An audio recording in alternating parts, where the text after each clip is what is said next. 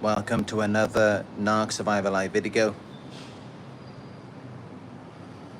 Just on the balcony here.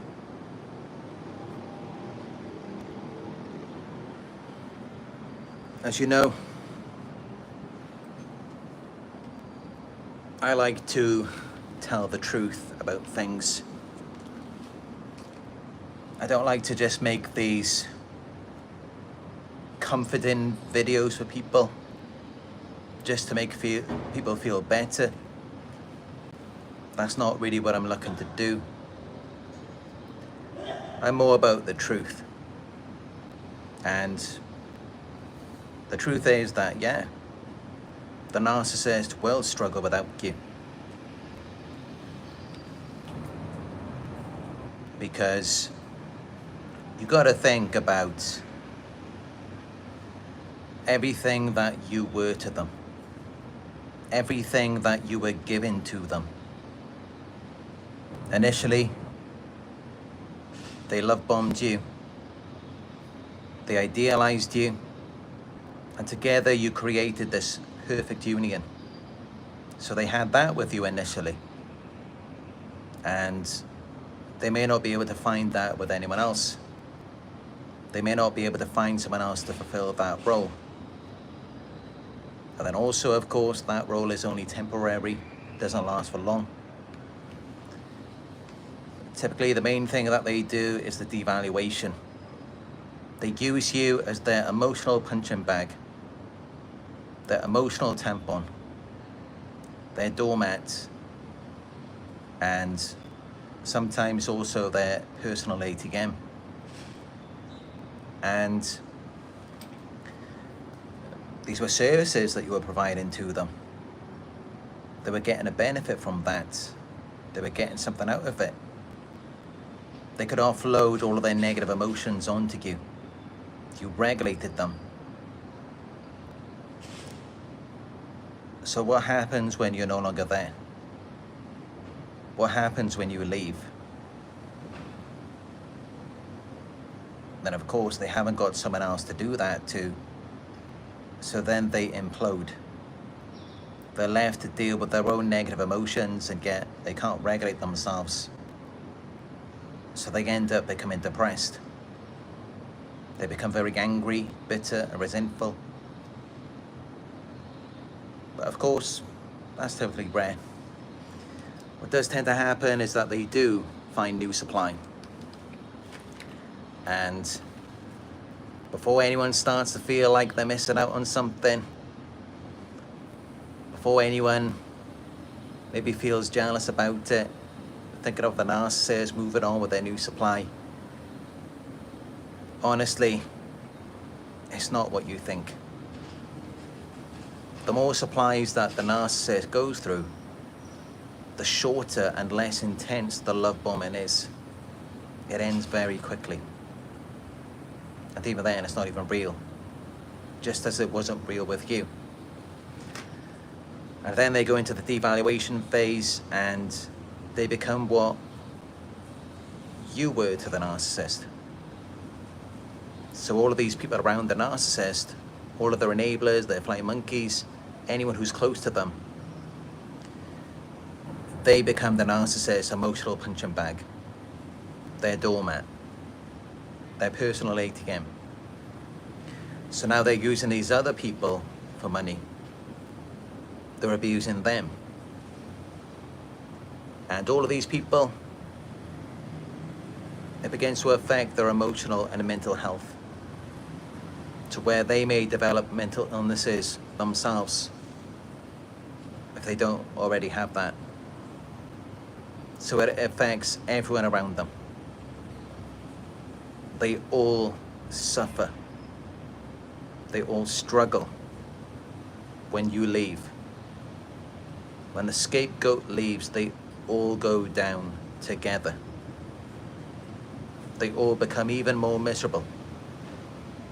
They become a lot worse. And then they take it out on each other. But of course, they're not going to let you see that. They're going to make you think that everything is fine, that there's nothing wrong with them. And they're very good at doing that. They know how to orchestrate a situation. They know how to make things look better than what they are. Just as they did with you initially when they manipulated you. But I can assure you they are struggling without you.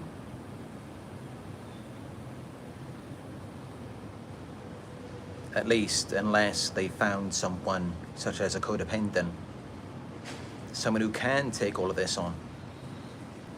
Someone who can take all of the abuse and regulate them.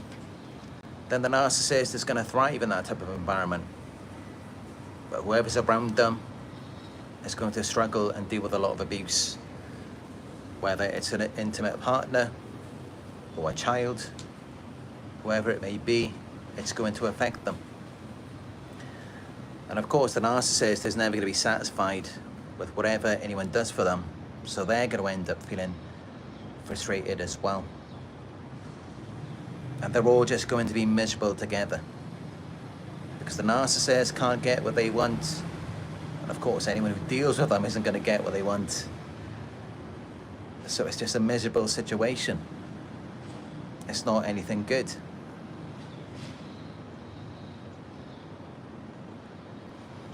And this is just how it goes for them. They do struggle without you. But that is actually the truth. Everything goes down. Because now they've either got no one to use and abuse, or they have, but then just as it was with you, they are still miserable. It's still not good enough. Because all of these things, all of these people, and the lifestyle that they want to live off of someone else's back, or using people to regulate their emotions, all of these things, it's just a distraction from themselves. And that's the only place that you're going to find peace, is within yourself.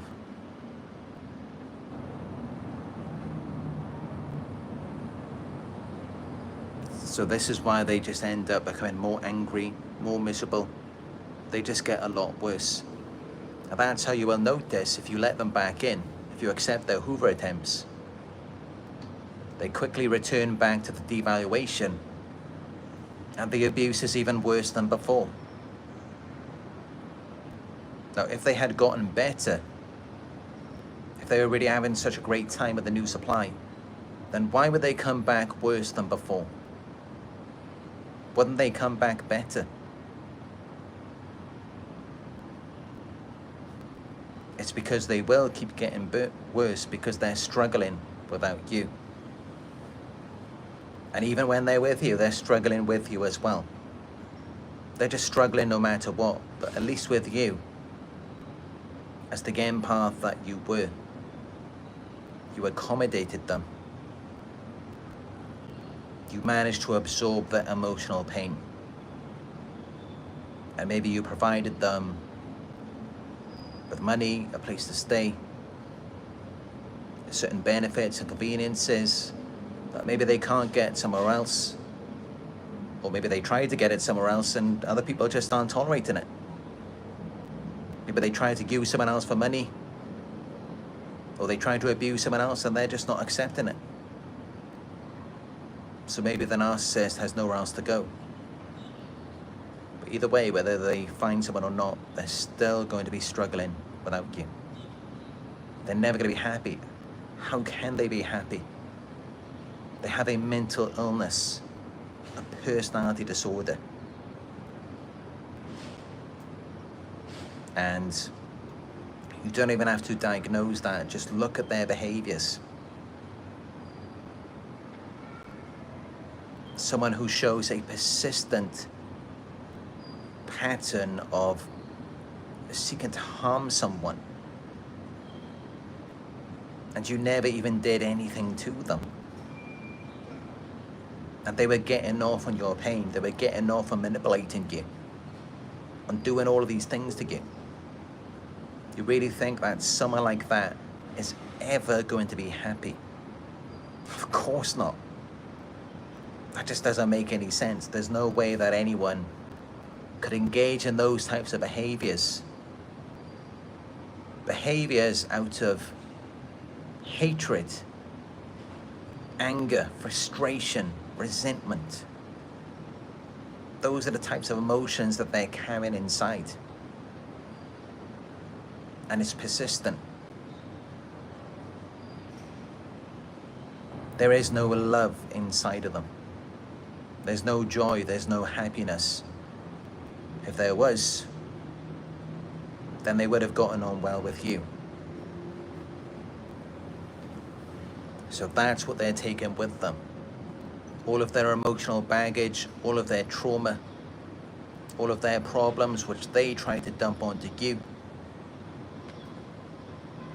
all of their negative emotions, all of that's going wherever they go.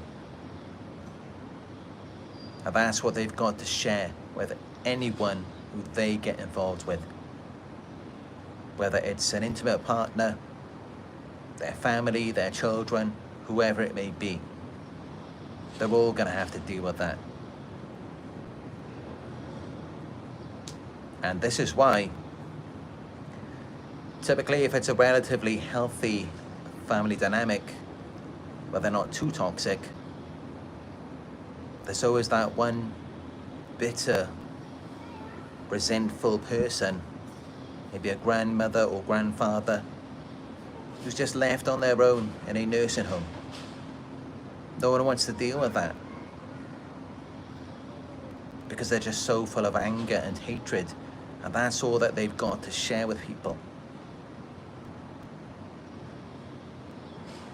And this is why it's so important that we regulate our emotions and we take care of our own mental and emotional health, so that things don't end up that way for us, and so that we do still attract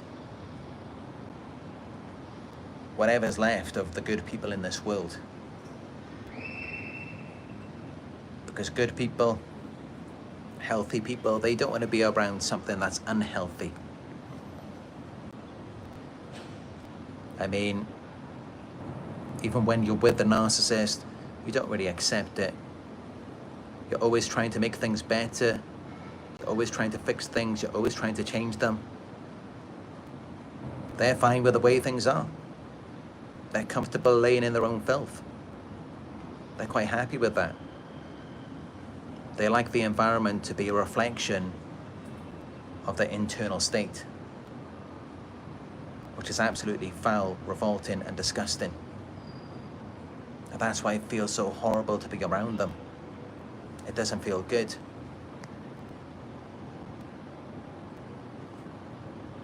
So yeah, you may see a lot of comforting videos on YouTube or TikTok telling you about how the narcissist will struggle without you.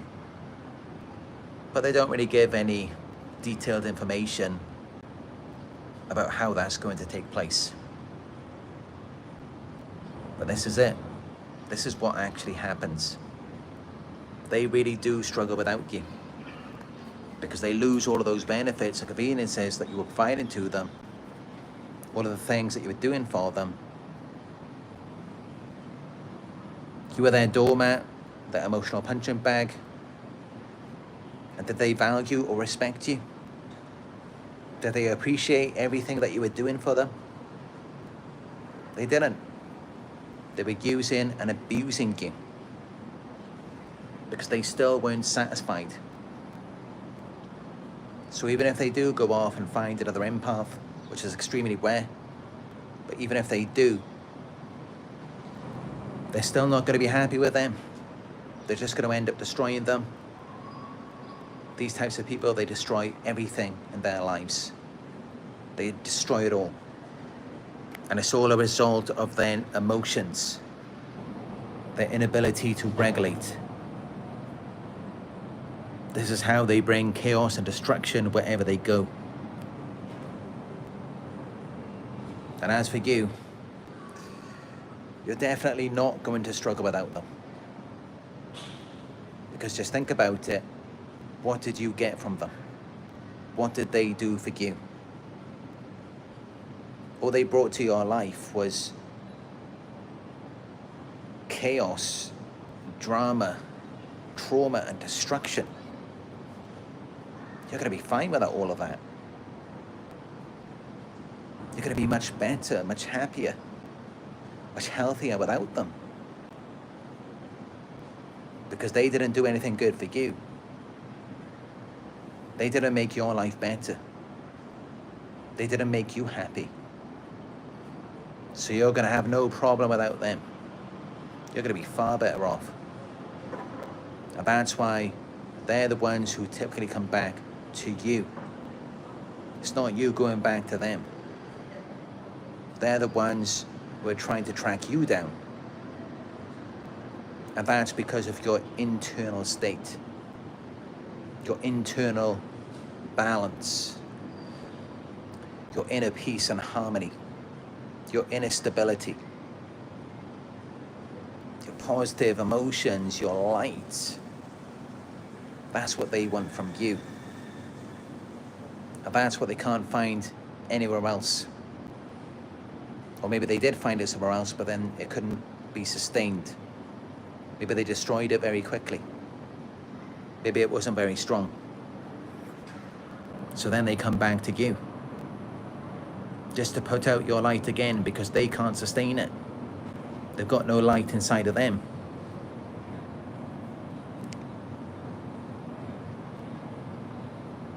And this is just what it's like with them. If you check back in on them a few decades later, you'll find that they're in some dysfunctional family dynamic and they're abusing their partner, they're abusing their children, and whoever they're with, maybe they're just fine, they're comfortable with that. That's just how things are for them, because they're not like us. They're fine with struggling. They thrive in that. Whereas for us, we want more. We want stability. We want to improve our emotional health. We want things to get better. How many times did you try to make things better with them? And how did that turn out for you? Because that's not what they want. They don't want things to be better. They don't want stability. They don't want harmony. They don't want love. They don't want any of that. And that's why anytime that you try to make things better, they got a lot worse.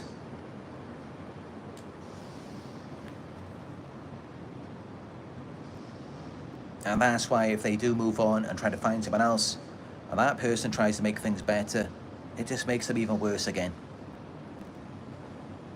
The more that you try to love them, the more that they will hate you. So how are they going to move on and do better without you?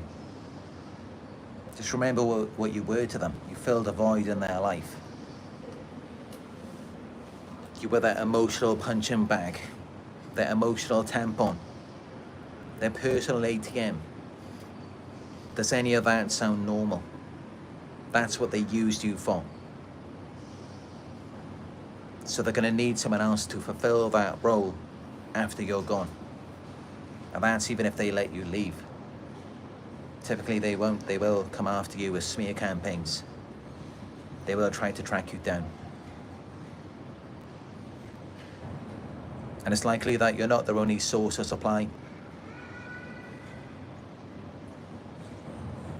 Typically, they will be abusing someone else, maybe someone else in their own family, maybe a child. That's just what they're like. That's just what they do. That's just what they think is acceptable. So of course they're going to struggle without you. Because you tolerated it initially. You accepted that treatment. You were something to them. You were giving something of yourself to them. You were giving them your energy and emotions, your emotional reactions.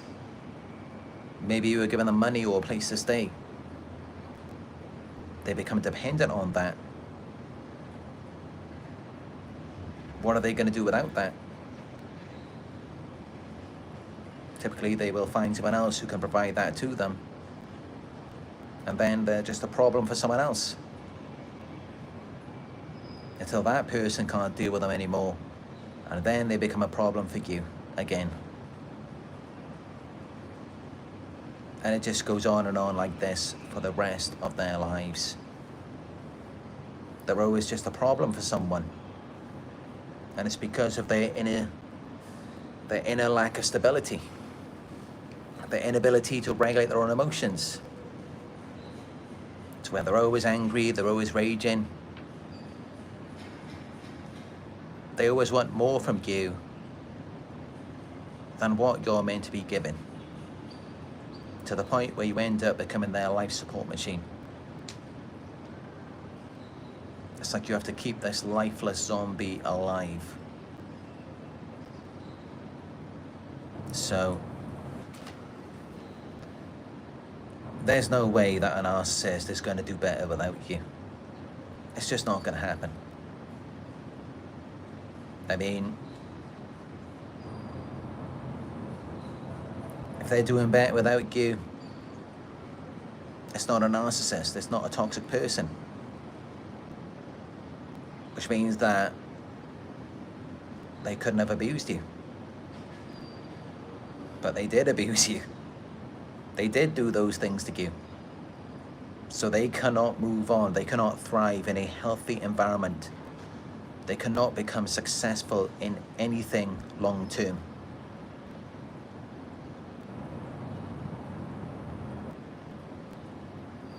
Even if they have enablers, because if they have enablers, there's going to be self-destructive behavior that they're enabling. There's going to be negative things that they're doing.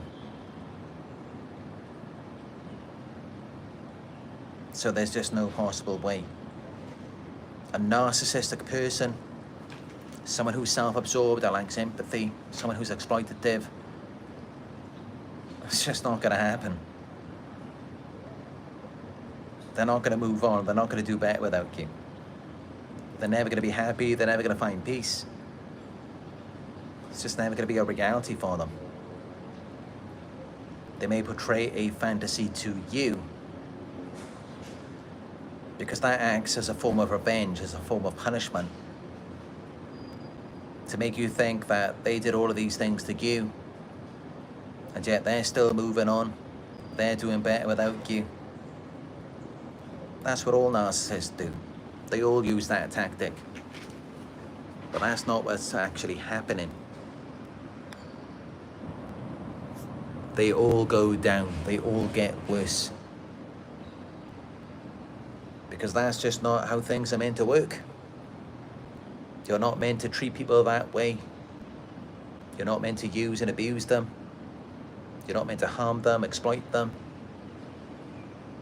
You're not meant to do any of that. People are meant to work together. We're meant to work as a team. A relationship is the way in which two people connect. It should not just be all about one person. But that's how it is with these narcissists. It's always transactional. And that's why they never succeed. They always fail.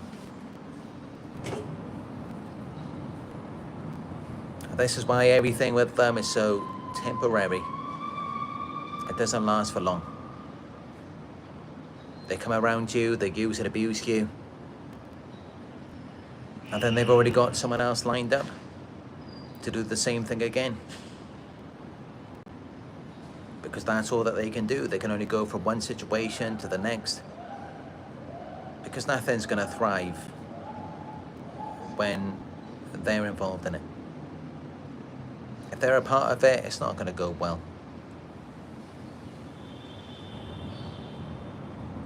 They can only give the illusion of it going well.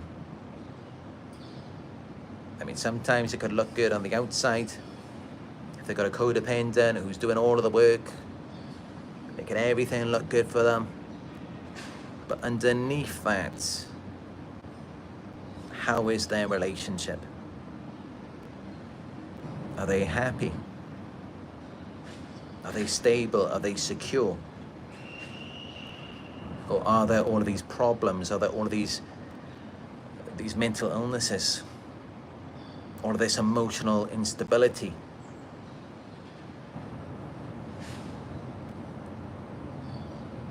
But it looks good on the outside.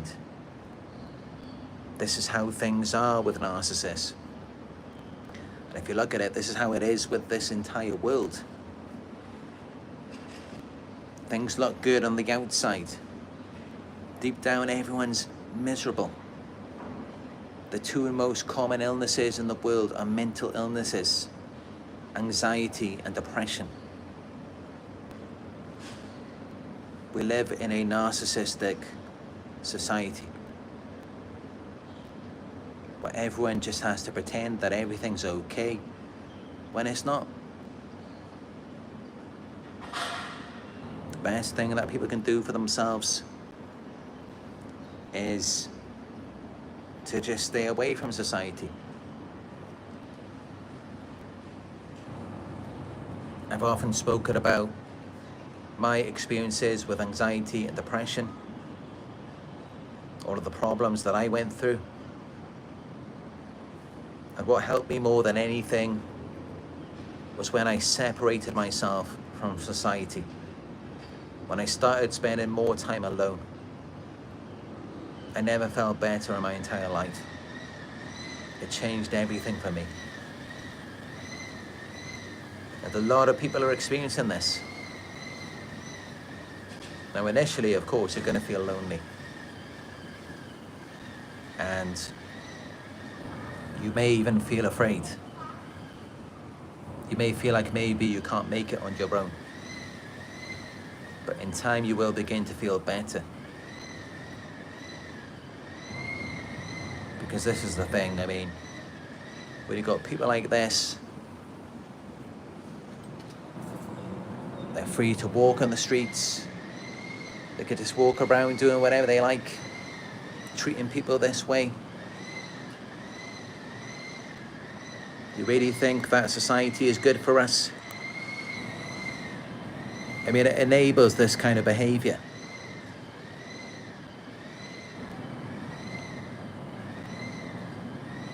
It may not be deemed socially acceptable, but this is what people are doing behind the scenes. This is how people are getting treated.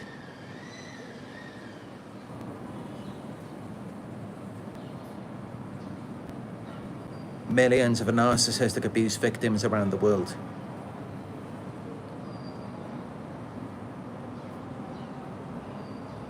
There's meant to be over 140 million victims just in the US. And this is still going on every year.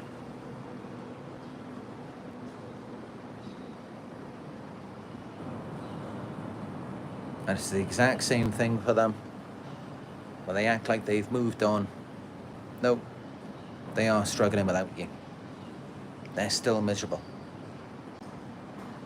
And why? Because they're looking for something outside of them. They have to use people to take care of them, to regulate their emotions. It's not meant to work that way. We're meant to regulate ourselves. Or at least if we've gone through a situation, a traumatic event,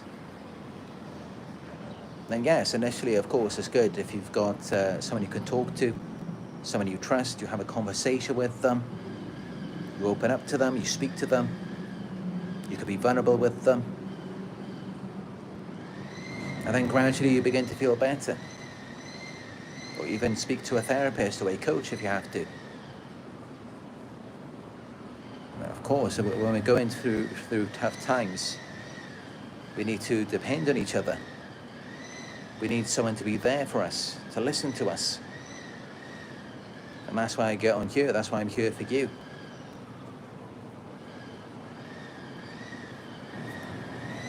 But with narcissists, they're like this for life. You have to listen to their problems every day. And they do not want a resolution. They do not want things to get better. Because no matter what you do for them, they will never be happy.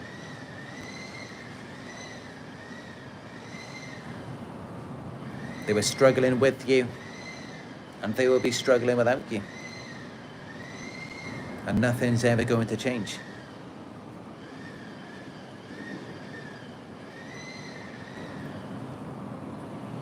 At the core of the issue, it's really because they do not want to go deep. They do not want to be vulnerable. If they could, then maybe they would heal. Maybe things could get better for them.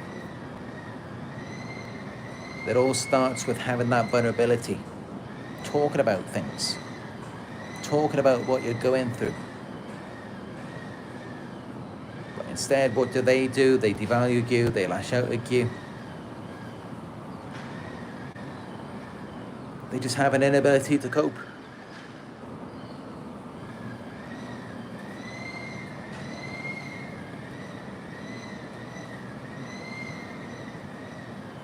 Yeah, things will get better for you. You can heal, you can move on from this. And it all starts by going within. Journaling, speaking to a therapist or coach, having someone to validate your experience, and just connecting back to yourself, because all of this time that you were with the narcissist, they had you to connect to them. You had a full attachment to them, while they could only partially attach to you. And then by doing that, they were deriving your qualities, your characteristic traits, your energy, and you were being depleted because they weren't reciprocating anything back to you other than abuse. So then it drained you, and this is why it's always the same thing. By the end of it, victims forget who they are. It's like it's erased their identity. Because narcissists will make you direct all of your attention to them. You're doing everything for them. You're regulating them. You're helping them to function.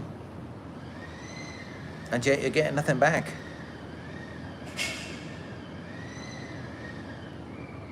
And this is why by the end of it, we can just feel dead inside. We can feel like we're zombies. Like we have no life inside of us anymore. Because they've just sucked the life out of you. They've drained you.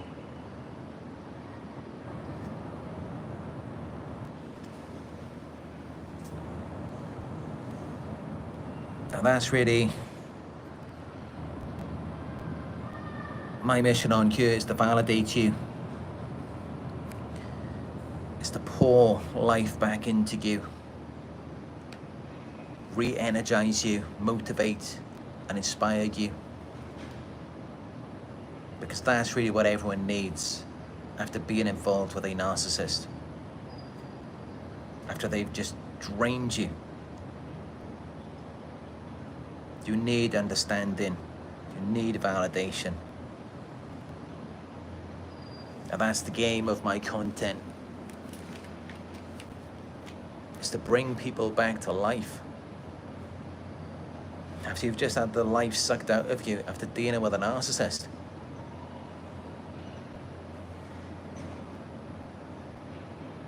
Because that's what they will do, they will drain you. But unlike them, you can come back. Because you never enjoyed those arguments. You couldn't thrive in that dysfunction. And that's how you ended up finding these communities. Because you were looking for an answer. You wanted to get out of it. It's not like that for them though. They're comfortable in it. They will always be like that. They will always remain in that type of environment because that's just the way that they are. And they try to make you more like them.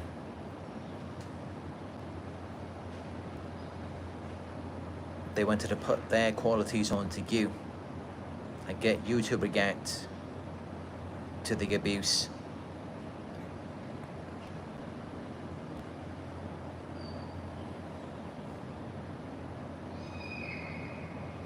But yeah, they're going to struggle without you. They're going to struggle without your life force, without you being there to sustain them.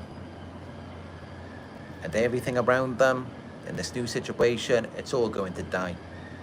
It's all going to fall apart. Even if it looks good on the outside. Doesn't matter what you see. Yes, the narcissist can move on. And it could look like they have the perfect family. It could look like they have the perfect wife or husband, the perfect children. It could look like they're so happy. They could have it all. They could have a beautiful new home, a good job, a new car. It could look great. It could look perfect. Doesn't matter. Underneath it all, they're still miserable inside. And many of you, you may have had that with a narcissist. You may have had a family, a home. People saw in pictures, maybe on social media, everything looked good. You looked happy. No one knew that you were dying inside all of that time. And this is why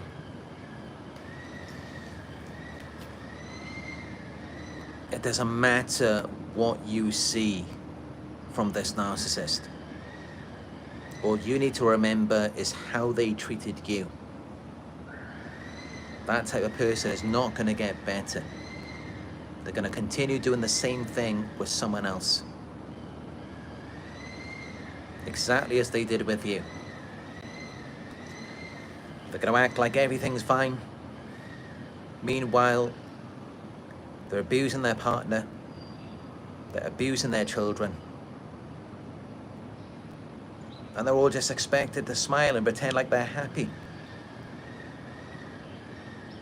They're all just expected to maintain the narcissist's false image, as though there's nothing wrong with them.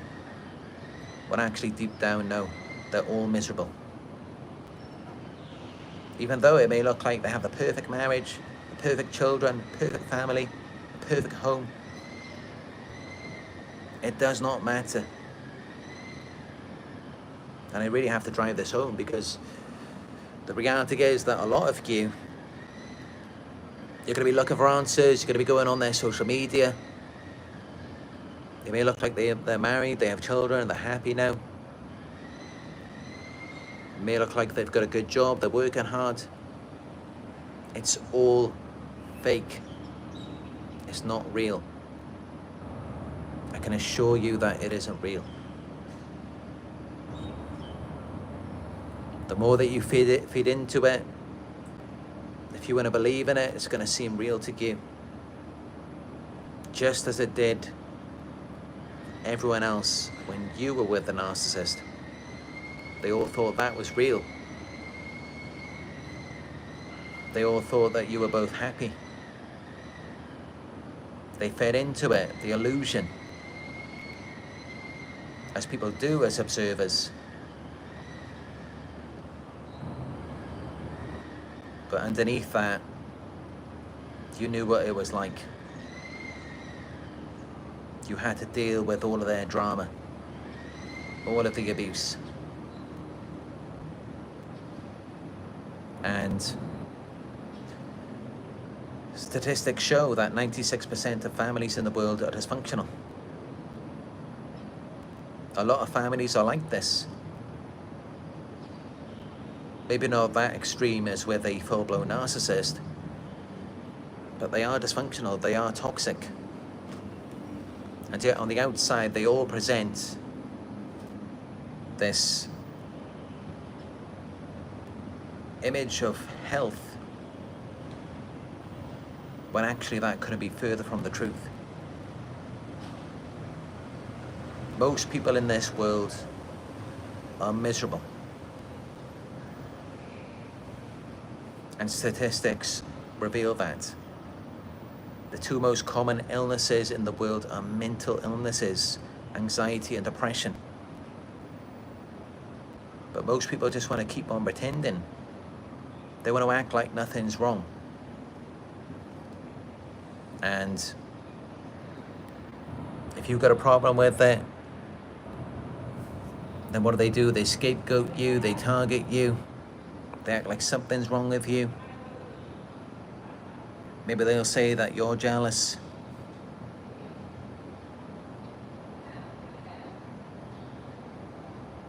And some of them, maybe they just don't understand that we just want things to be real. We just want things to be genuine, authentic. We don't want to just pretend.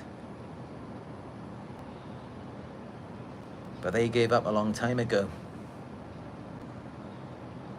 They have these mental illnesses,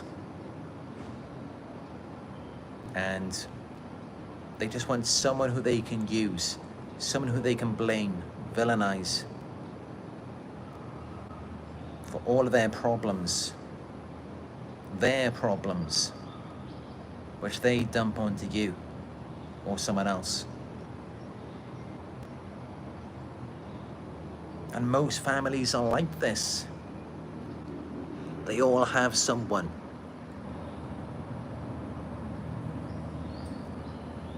It's usually one child in their family, or it could be their partner.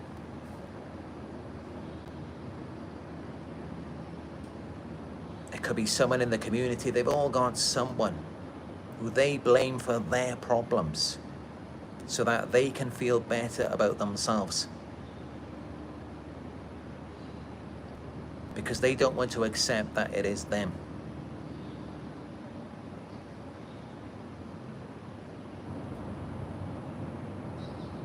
But you know, it's great to see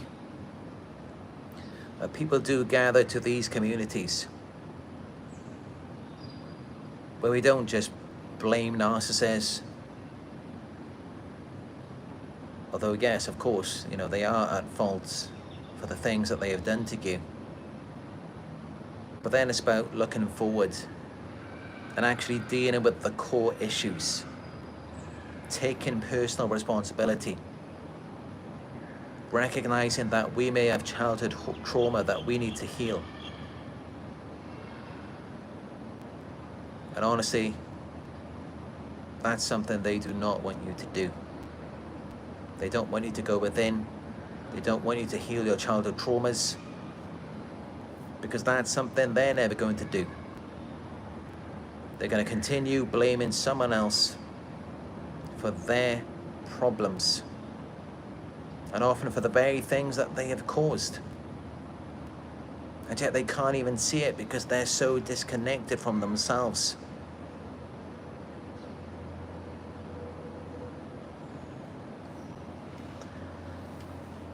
And the entire world is like this.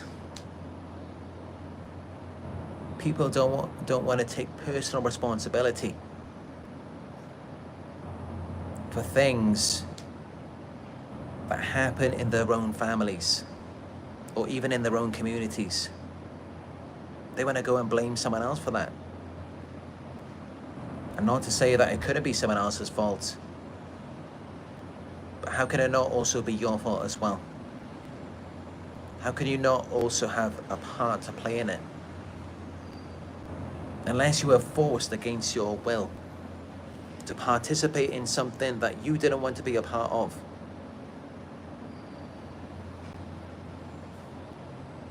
Then you genuinely are just a completely innocent victim who really couldn't have done much else about it.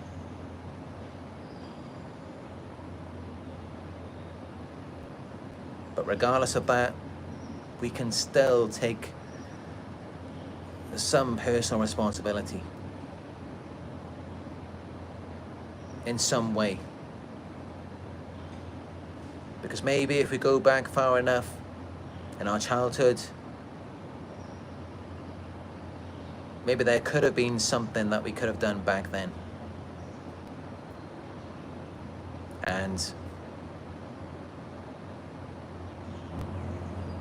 for myself, I mean, when I look back, I honestly wish that I had been brought up in care outside of the family, because I think that that would have solved a lot of problems for me.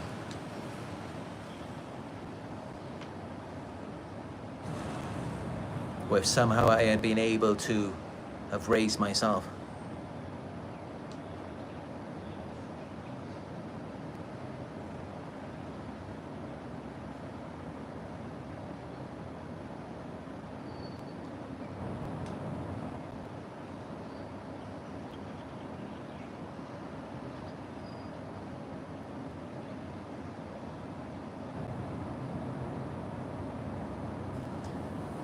But again, I mean, that's the unfortunate thing about a lot of these situations for victims of narcissistic abuse.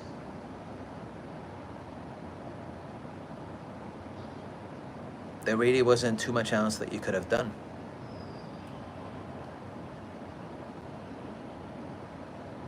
I mean, it's similar to some rape victims.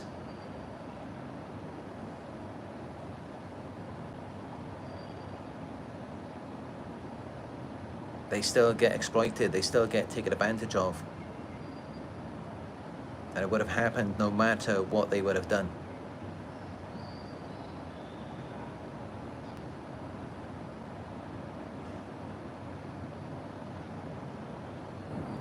But that's why sometimes it can be very difficult to have to take personal responsibility for that. Because then you think about it, like, what else could you have done? What else were you supposed to do?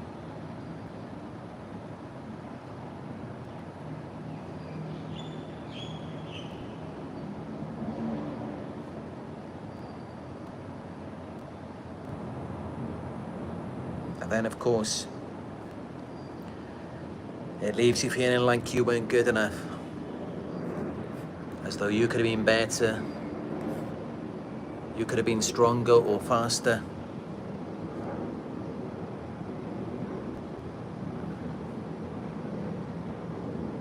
It can affect your self-esteem.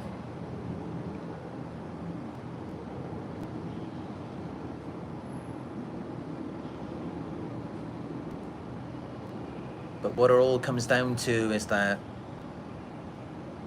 we think we're safe in society, when really we're not.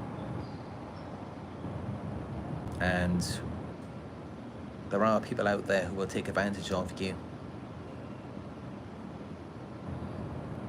And even if you're on guard, it can still happen. These things can happen no matter how much you try to protect yourself.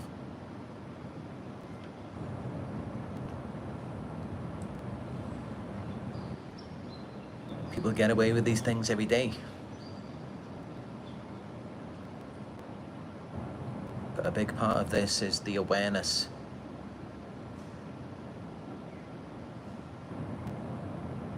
When you're more aware, when you strengthen your sense of self after the abuse, that does help to protect you.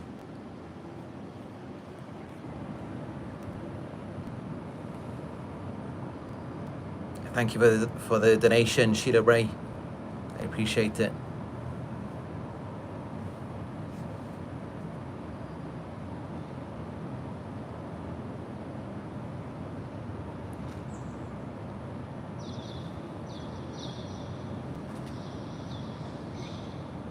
You know what? When you go deep into these things and you really think about it, it's really sad.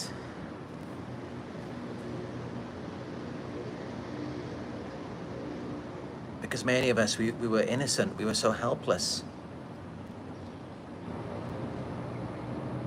And it's like, what else could you have done? What could you have done differently to protect yourself when you were being manipulated, when you didn't understand what was going on?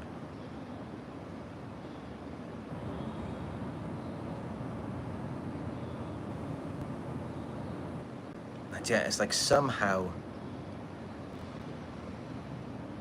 the answer is that we have to take personal responsibility for what happened.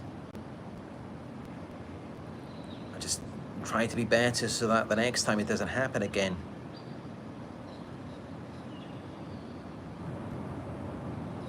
But it's like no matter what you do,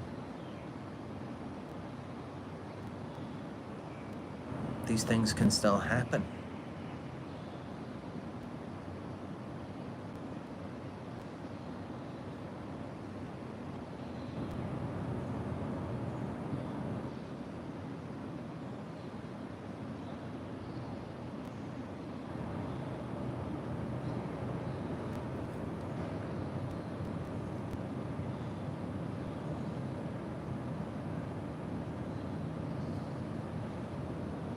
But I think this is why it's good that we have each other. It's good that we have this support. That we're here for each other, no matter what.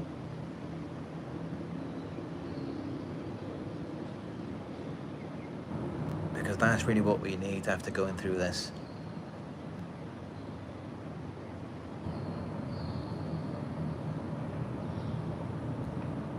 When these things can happen to you, and sometimes you look back and it's like there weren't even any red flags. There really wasn't anything else that you could do. And someone just took advantage of you.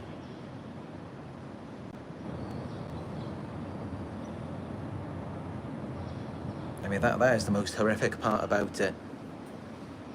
I mean, it's one thing if there were red flags and you look back and you thought, okay, I could have done this differently. I could have done something about it to protect myself earlier on. But when it's something where there was nothing that was revealed, there was no possible way for you to even figure it out. Sometimes that's just the most scariest part about it.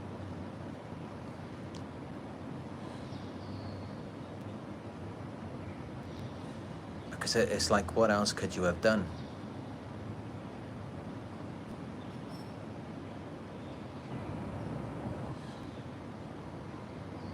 It's a horrible thing to go through, all of that abuse, the trauma.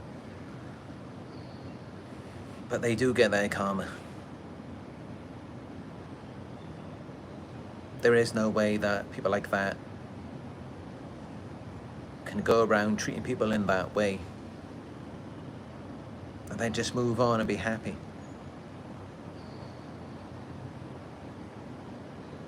Not unless they change. Not unless they take accountability. They're held accountable, they're punished. And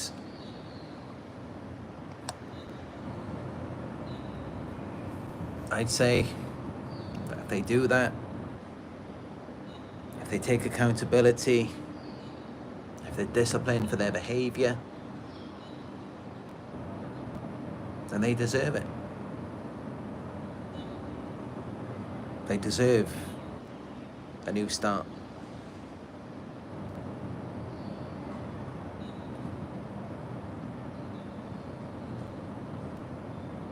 Unfortunately, it's not going to be that way for most of them. They're never going to accept it. They're never going to look within. They're never going to realize that it is them. They're never going to see that way. And that's why they will struggle without you. That's what it comes down to. That's That's the core of the issue. Is that they don't realize that it is them. They don't realize that they have these problems, and that's why they will struggle without you. Because if they were to realize it, if they went through punishment, discipline, accountability, then they wouldn't struggle without you. Then they would move on and things would get better for them. And they would be a better person for this world. But it's because they don't realize it.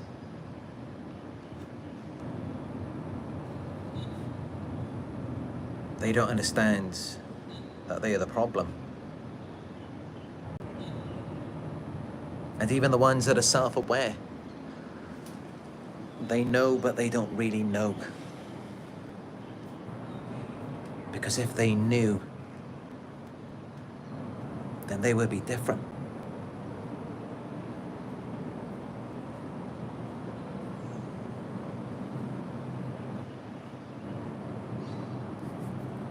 But yeah, this is why they will struggle. Because they don't realize that something in them, something bad, something incredibly toxic and harmful in them that caused them to do certain things to you. They don't understand that actually, no, that's not a source of power. That's limiting them. It's an illness, a sickness. It's preventing them from being better, from not struggling.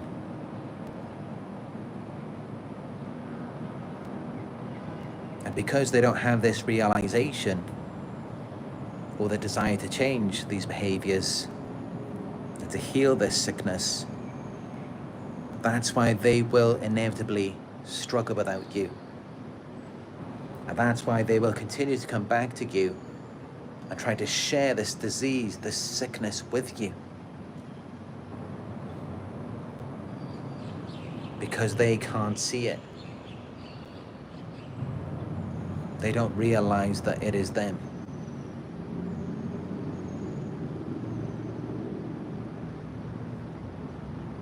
And that is why you can try to be better. You can try to grow. You could be the best person that you can be.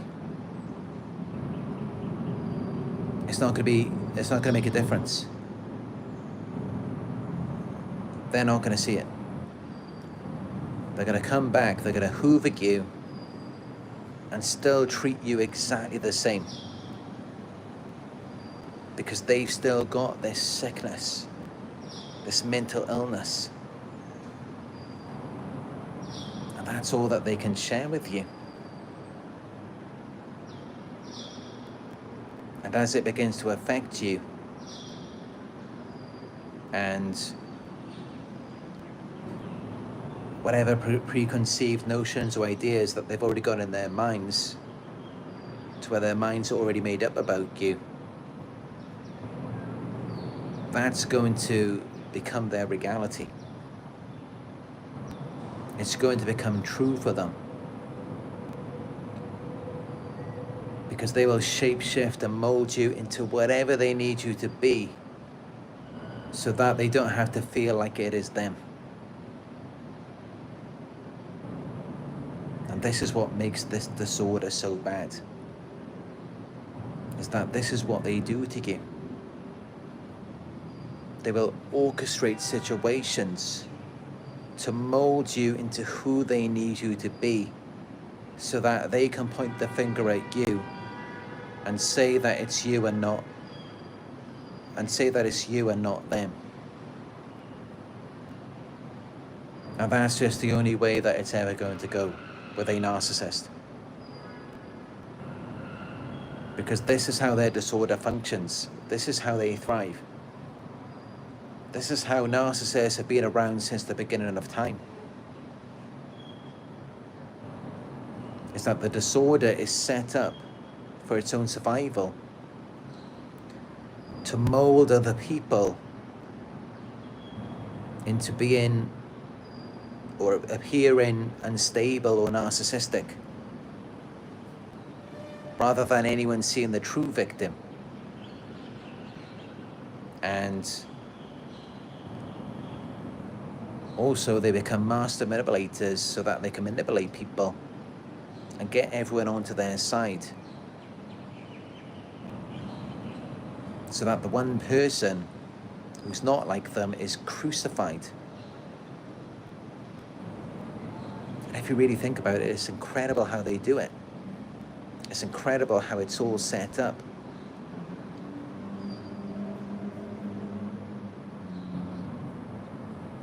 And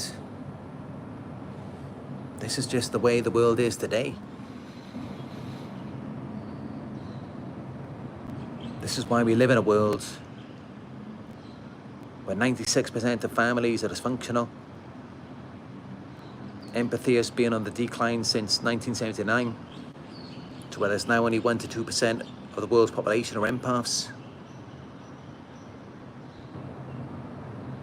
Because most of these narcissists, they're starved of supply. And even if they do manage to find an extremely rare empath, they just end up destroying them or turning against them, because that is a threat to their disorder. They need people who are fake just like them.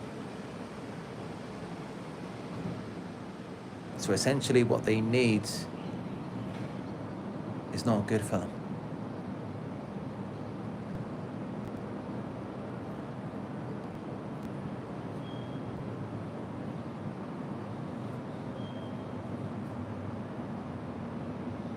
These narcissists are going to struggle. They're going to struggle without you. And the more that time goes on, and the population of empaths on the earth begin to die out, who knows what will happen to our species. We may even just become extinct. There may be another world war.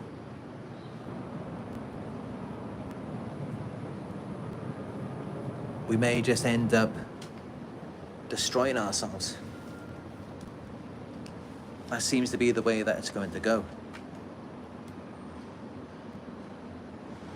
Because there just isn't enough empathy on this planet. People just don't care about each other. And it really shows when you look at the world.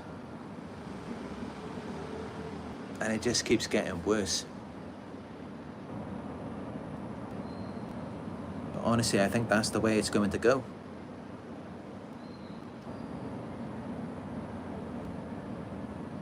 I think that's what's going to happen.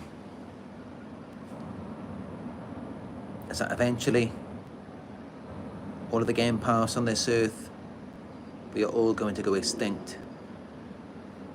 And then there's going to be nothing but narcissists here.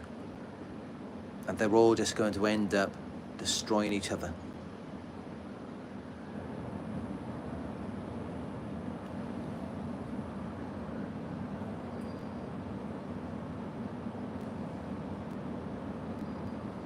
I think that's how it's going to go. And it's gotten to a point where these days it's mostly narcissists having children. And empaths these days, they don't want to have children. They don't want to bring a child into this world of suffering. And I myself, I never wanted to have a child. And I always said that.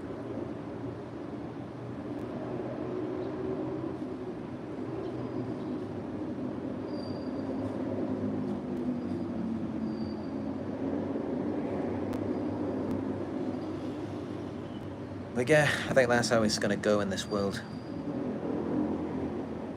The world's just, I mean, it's already full of narcissists at this point. Of course, it's going to continue in that direction. And it's just going to get worse until people just end up destroying each other, as they're already doing now.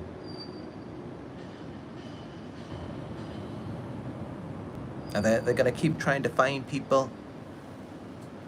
I mean, at this point, it's not like back in the day where they could target someone like Jesus, an empath. Now, they just target anyone. They'll just target one of their own, a narcissist. Just look at P. Diddy. They will scapegoat anyone at this point. And I say scapegoat because, I mean, even though clearly P. Diddy, he must be a narcissist to do those things, but they're still scapegoating him. Because look at all of the other people that were involved, all of the politicians, all of the other celebrities. What about them? But this is what they do. They scapegoat people because they don't want to accept that actually you don't think that P. Diddy is a reflection of humanity as a whole. He's a reflection of all of us. All of these people are. All of these criminals, all of these horrible people, they're a reflection of all of us. We created them. We made them.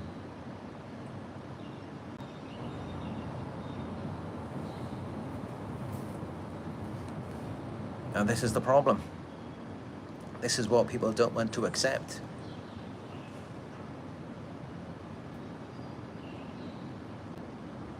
I mean, people don't think that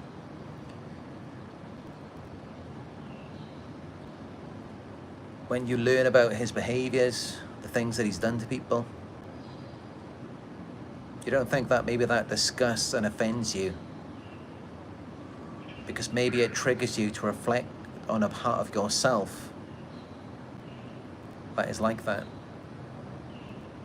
And maybe not exactly like that.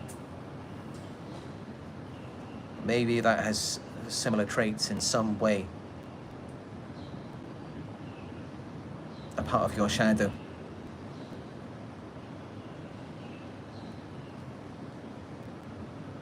And that's really what it is.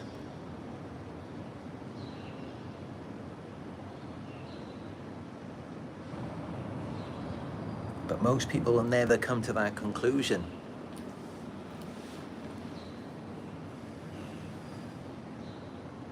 And instead, what do? They scapegoat people. Like P. Diddy. And I don't feel bad for him, for what's happening to him now. I mean, obviously he's had a good life, and I mean, the things that he's done to people are pretty extreme.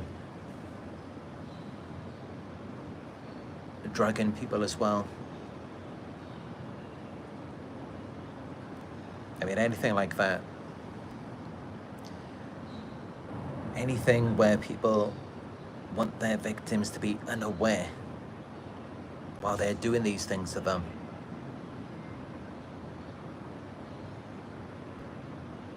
That just bothers me more than anything else.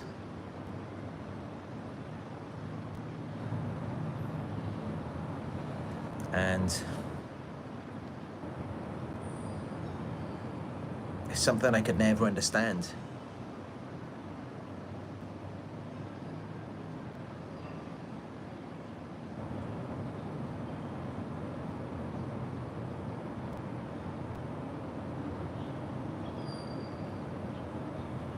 But yeah, I mean, I think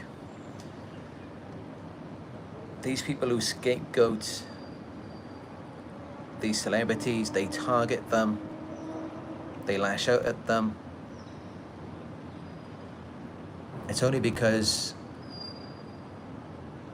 inside of them, it's like a part of themselves. And that's why they react in that way.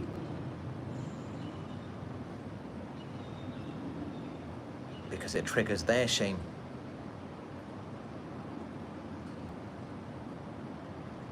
And I know that this may sound kind of spiritual, but this is still based in psychology as well.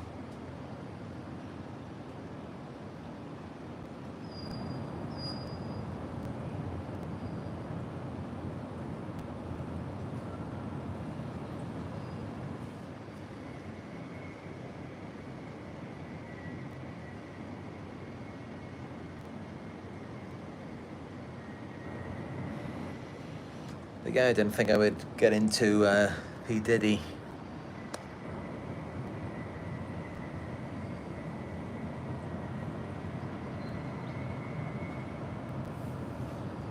But he's been around for a long time.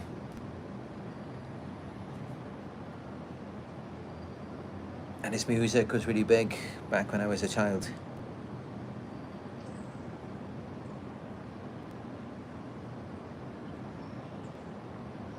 But yeah, it just seems that they single out certain celebrities, they scapegoat them. When it's like, what about everyone else? What about the entire industry?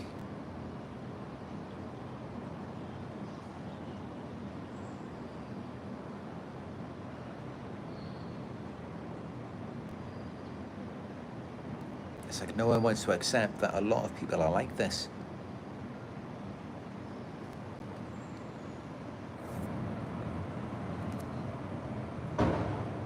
But that's how it is. I mean, these types of people, they have an illness, they have a disorder, and yet they like something about it. They enjoy it.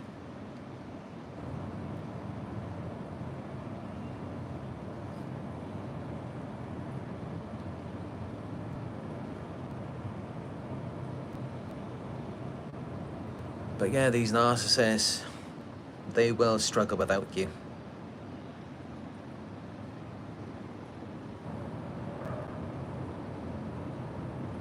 When they've lost you as this emotional regulator, this emotional punching bag, this personal ATM. They may find someone else to replace you. They probably won't be on your level.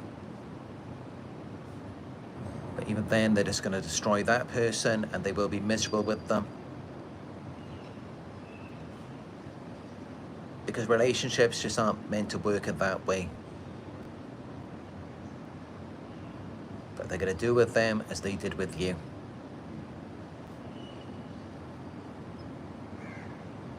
Because they're narcissistic, they're toxic. I mean, of course they are. Do they have any empathy for you? So what makes you think they're going to have empathy for someone else? They're going to keep doing the same thing again and again. And why? Because they can't regulate their own emotions. They need someone else to pacify and soothe them. And this is why they target us, this is why they scapegoat us.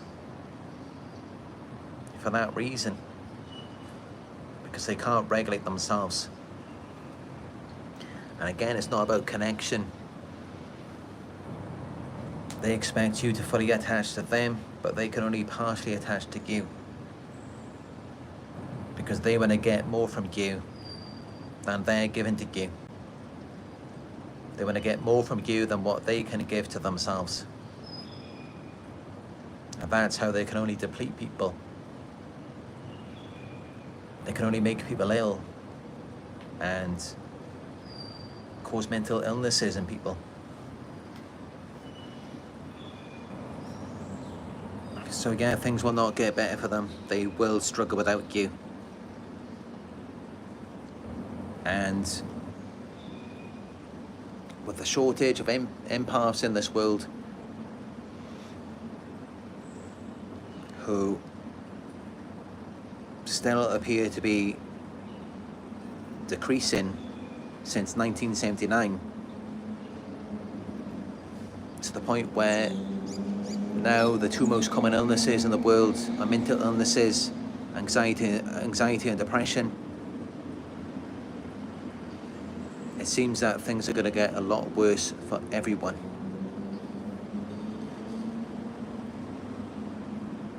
Because that's what we need. We need something real. We need more empaths. And I've been saying this for a very long time.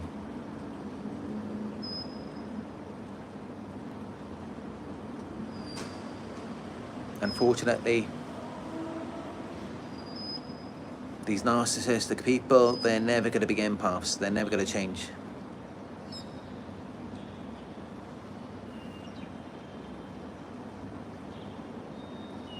So, the only answer, the only way that things can change is if we empaths find other people who are more like ourselves, and then we mate with them, so that we can then produce more empaths in this world. And that's really the only way to stop it.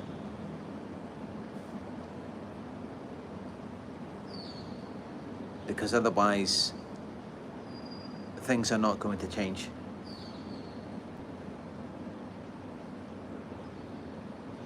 But really, I think it's inevitable. It's inevitable that things are not going to change, because what are the odds of the few empaths that are left, the few empaths that have this awareness?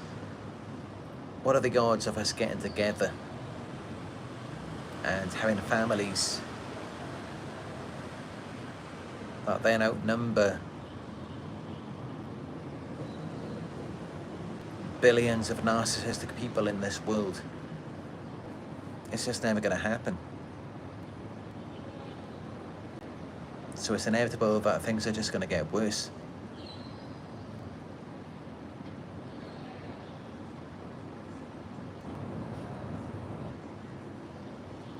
But you know, I think that's exactly what the people in power want. They want to keep people under control. I mean, just look at the way things are going. Elon Musk already has plans for these chips that he's going to be putting in people's brains. And then there's this artificial intelligence. Things are not looking good for the future.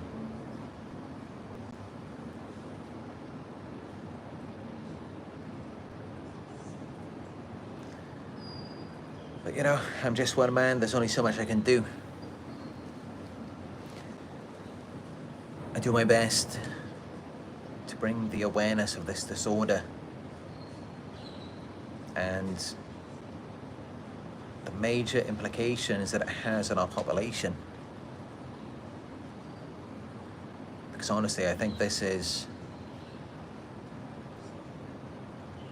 probably the greatest threat to our species. It really is. It's the cause of world wars. It may be the cause of the next world war.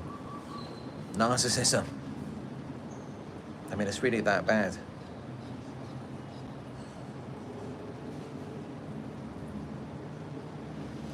But yeah, I'd like to hear from you. Let me know what you think about what I've said in the live chat. Let me know if you have any questions about what I've said, and I will respond to them.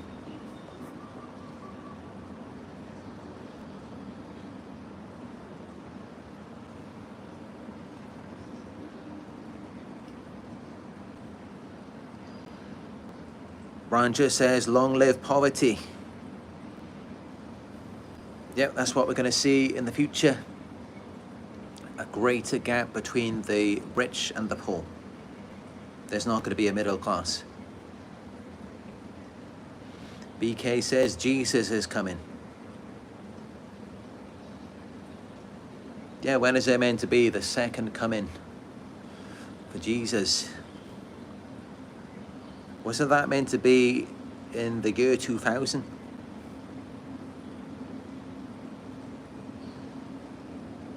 I mean, I don't believe that Jesus was not a real man. But personally, I don't really believe in the religious books. I don't believe that they are revelations from God.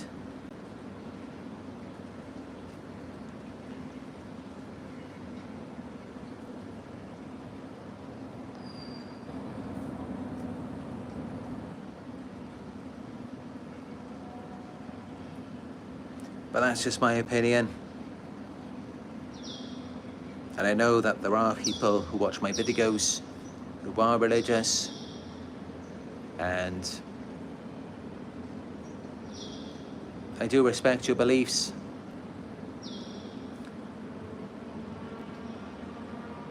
But also, I think it's important to look back at the history of our planet and to view things from a more scientific perspective.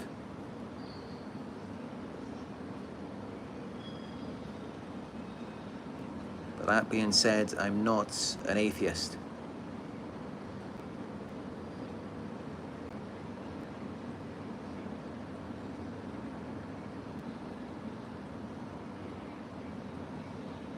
Sanguita says, good day from Zimbabwe.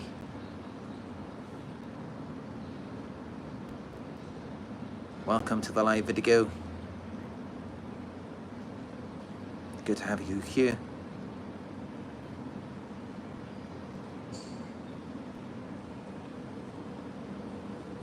Amanda Siri says, there seems to be more and more narcissists. I know now my estranged sister is a narcissist covert, I would say. Explains her jealous nature. Yeah, it's really getting to this point in the world where there's just more and more narcissists. I mean, if you look back, or rather if you remember a few decades ago, there didn't seem to be so many narcissists back then. But now it seems like they're everywhere. It's just getting worse and worse. And I've heard other YouTubers say this as well, that they really are everywhere. It's like you're more likely to encounter someone who's self-absorbed or lacks empathy, rather than someone who doesn't.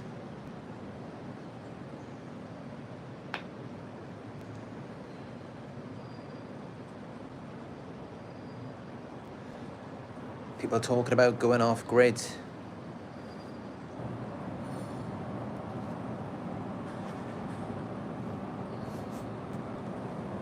Yeah, it's a good idea these days, I mean, to maybe just live in the woods somewhere. Just buy a van.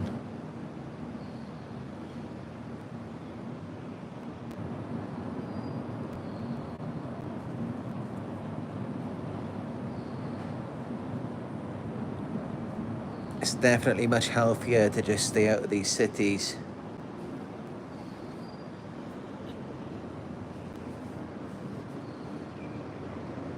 I mean, as Dr. Ramani said, she believes that 1 in 6 people are narcissists, and maybe 1 in 5 in cities.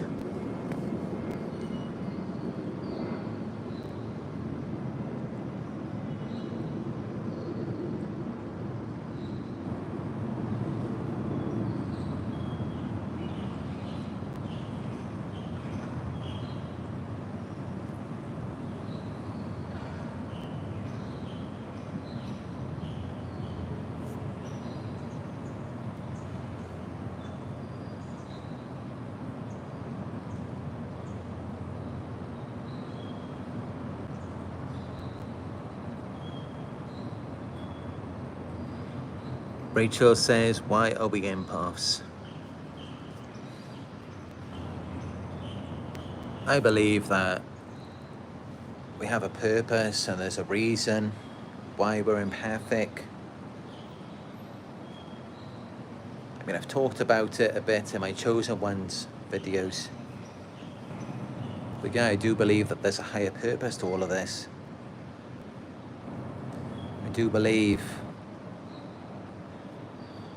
that we're meant to spread love and positivity to this world. And I know that sounds like something a hippie would say, but I genuinely believe that that is the truth. And it makes sense because clearly there is a problem in this world. And I believe that empaths are the solution. I believe that that's what we came here to do. And that's the only way that we can help people. I mean, there's really no other way to do it. It's for us to be here and to spread this light. And, you know, that's what I try to do with my videos.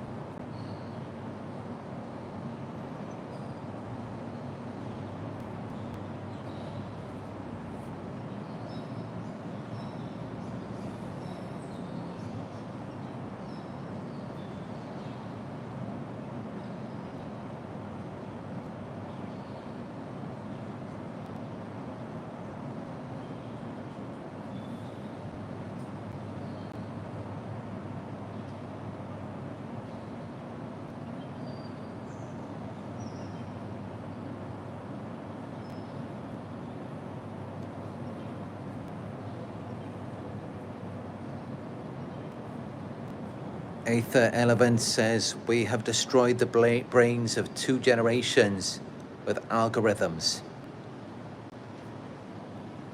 I mean, who even knows what the effect of social media is on the young minds today? Who even knows? I mean, luckily for me, we didn't even have the internet until I was about maybe 10 years old.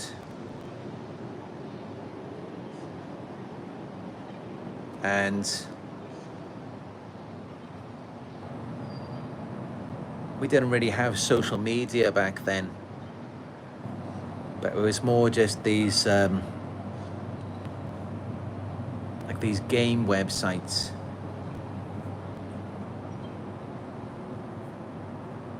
There was one that I really liked. I don't think anyone will remember it, but there was one that I used to play when I was about 10 years old, when we first had the internet. It was called Neopets, and that was my favorite game. Yeah, that was a lot of fun to play. But it was more of an interactive thing.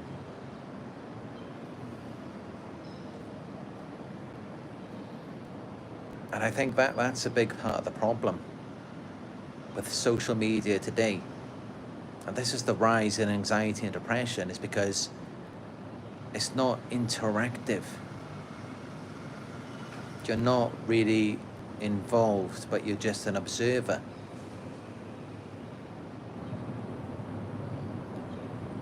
And I think that's what the problem is. And this is why studies have shown that with boys who play video games, it's not such an effect on their mental health, because it's interactive.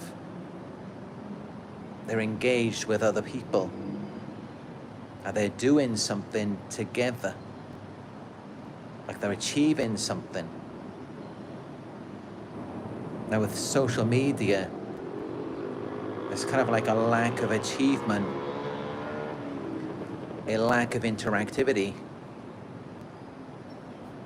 and it typically affects women more than it does men. It damages women a lot more.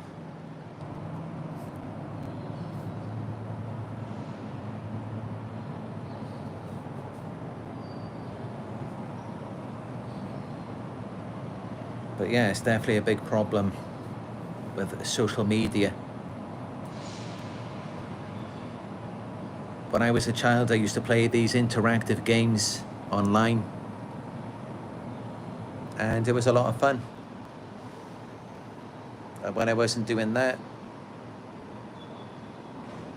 I'd be out hiking somewhere or just on my bike. So it was quite healthy for me.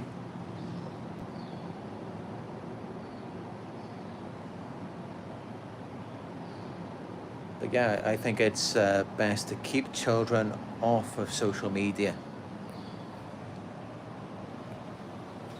I think it should be for adults, people who are at least 18.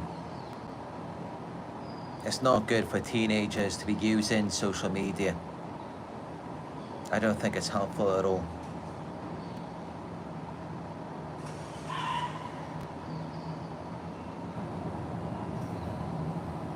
Then George says, it's really rare eye contact with someone who has empathy. Yeah, it's really hard to find that these days.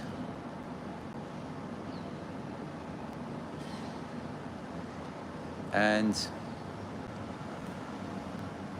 I mean, even on here, even though there may be lots of empaths in this community, they've had to deal with narcissists. So they're going through something. And of course, when you've been through something, you're not going to have too much empathy to spare, because you still have to get through your situation.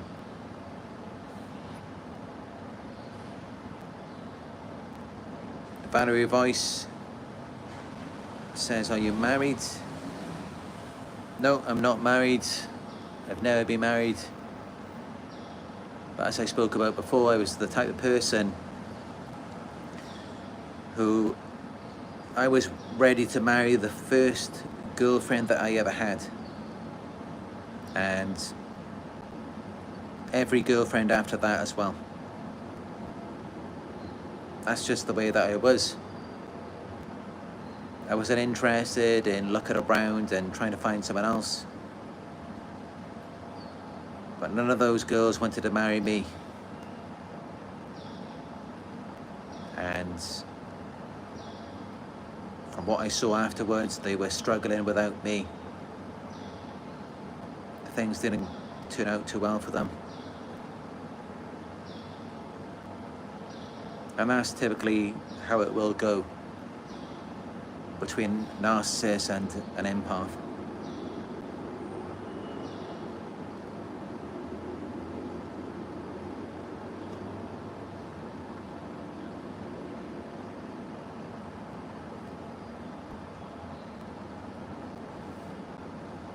Sword Psychology says Buddhist monks got it pretty good.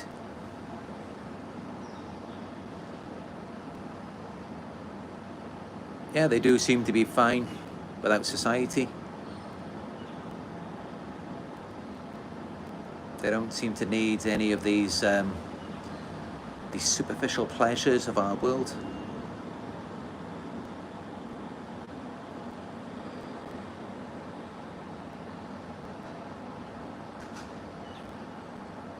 But how do they feel internally?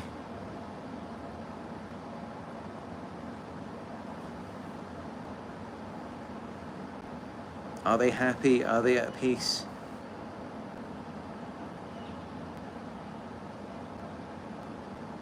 I mean, who knows? I've spoken to a few Buddhist monks, but I haven't known one personally.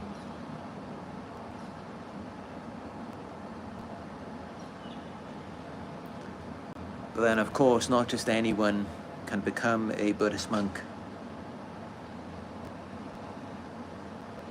It does depend on your upbringing and really just what type of person you were in childhood. Like, were you dependent on the things of this world? Were you comfortable being alone? I mean, for me, I spent pretty much all my time alone as a child. I wasn't really interested in having friends, or I mean, I did have some friends. I did have parties. But it wasn't really a concern to me too much. I was quite happy just being by myself, because I always had a good imagination. And there wasn't really much in this world that could compete with that.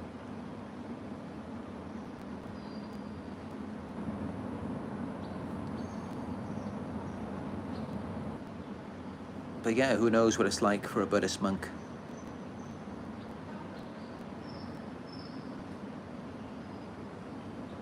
I mean, I've never really heard of a Buddhist monk reintegrating themselves back into society. So maybe they are quite happy out there. Maybe they do realize that this is all just an illusion.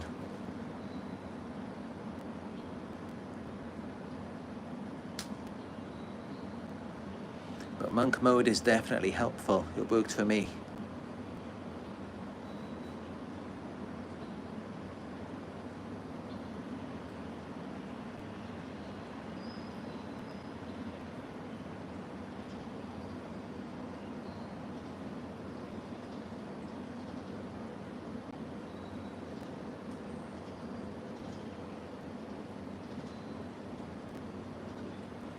BK says if you have empathy, you can start to withhold it.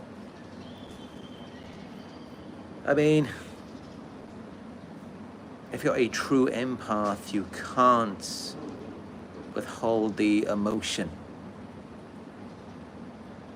If you see someone who's hurt, you're going to feel bad. It's going to affect you. What you can control are your actions. And just have to remind yourself that this person is not for you and they're going to harm you. So by doing that, you will have empathy for yourself. And that's the way that you can control it. Because otherwise, I mean, I know what it's like being an empath. You just want to save everyone. You want everyone to feel good. You just got to recognize that everyone is not for you. And you need to be with someone more like yourself. You need to be with another empath. Someone who can appreciate your qualities.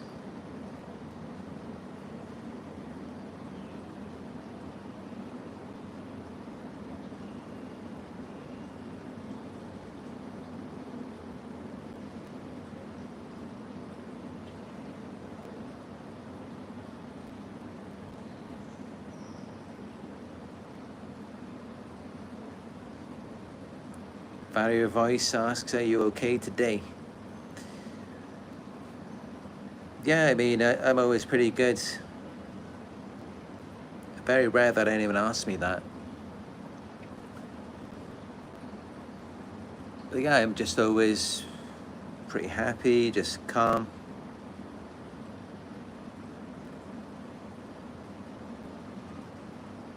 I'm just never really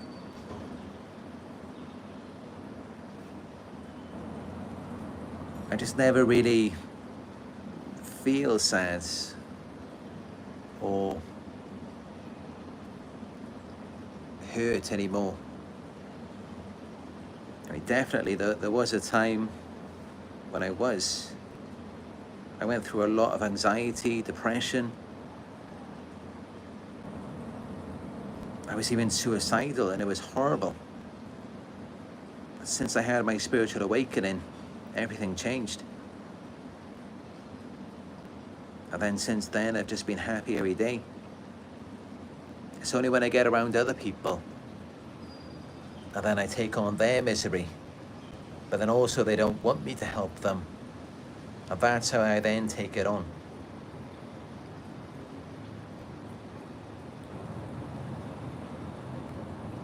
But otherwise, yeah, I'm usually doing pretty good. I have no problems. I'm just always calm, always happy, always wanted to help people.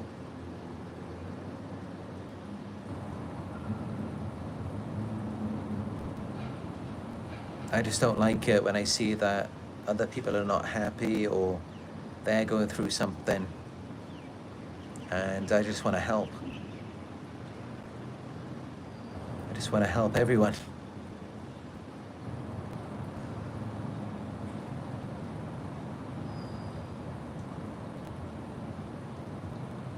Sword Psychology asks, are you living alone? That's my goal, is to live alone so I can solo travel. You could say that I'm living alone, but I do have my cats. I do have Nala. Not sure where she is now. She is here somewhere. So really, I don't think that I'm living alone. And, you know, we're never really alone, because we've got ourselves, and also we've got this community. We've got God as well, if you believe in that. So we're never alone.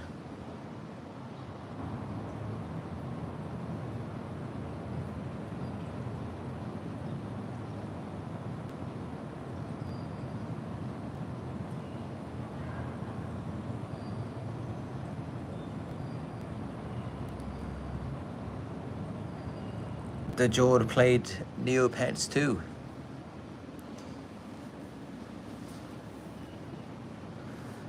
Yeah, that was a good game. This was about 25 years ago. I'm not sure if they've still got it now. I mean, there's so many games these days that compete with that. This was just some online interactive game. But yeah, it was a lot of fun back in the day. You have your own virtual pet, and you take care of it, buy it things, feed it. It was fun.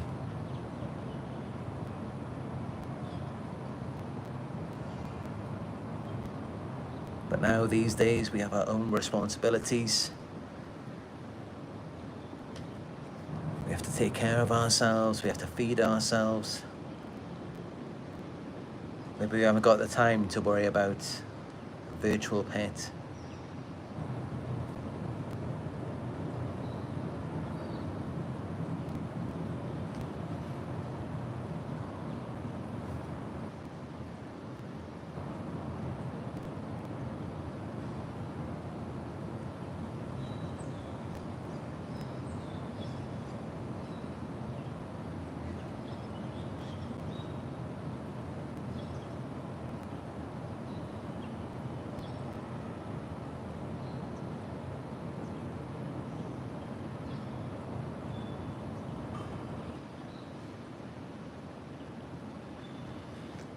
But yeah,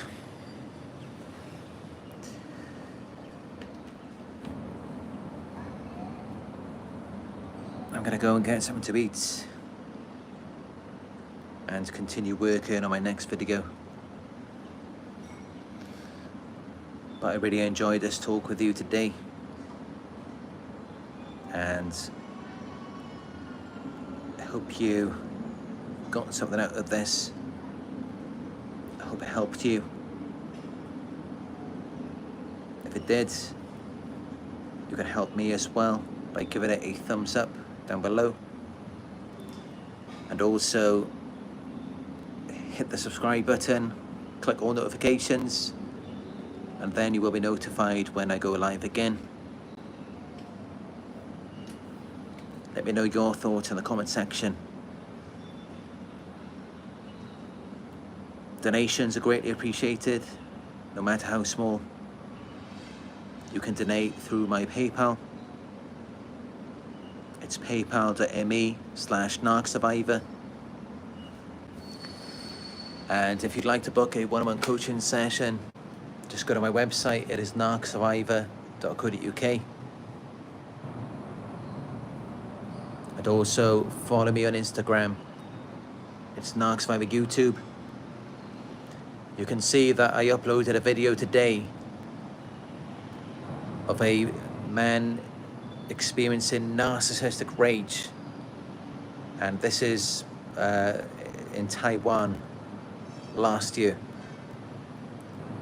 So you can see that on my Instagram. Just follow me, Narc Survivor YouTube, and I will have many more videos of my travels soon.